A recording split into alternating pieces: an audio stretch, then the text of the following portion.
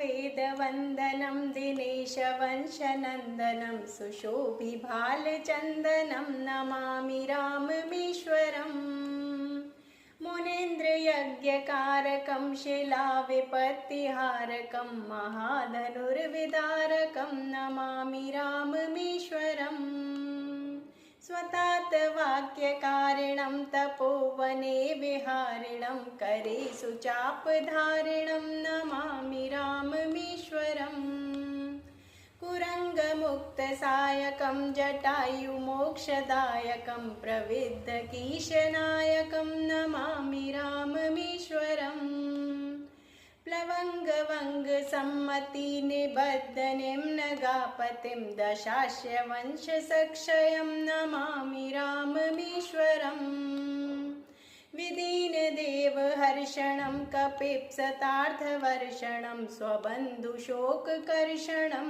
Namami राममीश्वरम् गतारिराज्यरक्षणं प्रजाजनार्तिभक्षणं कृतास्तमोहलक्षणं Namami राममीश्वरम्